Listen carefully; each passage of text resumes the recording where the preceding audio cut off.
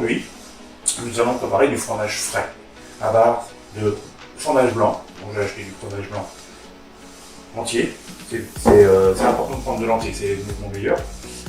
Ensuite, vous avez un yaourt, vous avez un peu de sel, vous avez besoin d'un saladier, vous avez besoin de ce poêle qui permet de passer le fromage blanc, une grosse casserole pour le faire égoutter, et une cuillère en bois, n'importe quel ustensile pour pouvoir faire égoutter. Donc la première chose que nous allons faire, nous allons prendre du fromage blanc. Voilà. Vous voyez que c'est bien du fromage blanc au lait entier, c'est-à-dire qu'il ne descend pas.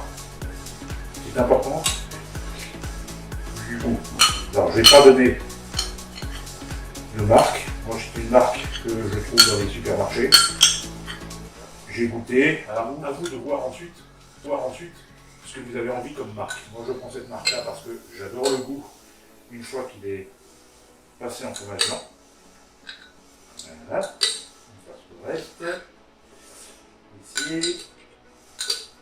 Voilà. Là.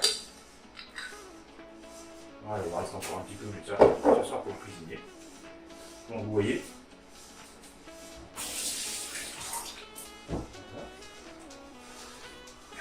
Vous voyez que là, on a notre fromage blanc. Ensuite, on prend notre yaourt. Et avec notre yaourt, on va le verser dedans. Une cuillère. Voilà. Je fais tomber notre yaourt. Voilà. Le type de yaourt n'a pas vraiment d'importance, mais on a un yaourt normal. Puisqu'il ne faut pas qu'il soit brassé, il ne faut pas qu'il soit. C'est simplement un yaourt nature. Voilà. Maintenant que j'ai fait ça, je brasse un peu tout ça.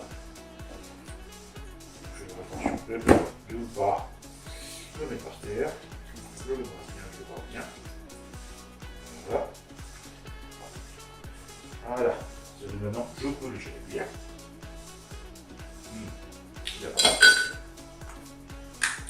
Un peu de sel. Le sel aussi, ça va être une petite texture. Voilà. Et ici, j'ai terminé. Ensuite, qu'est-ce que je fais?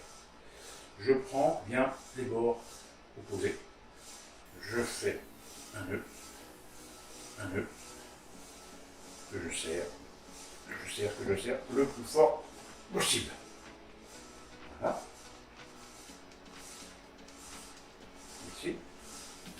J'en profite ici pour mettre ma cuillère.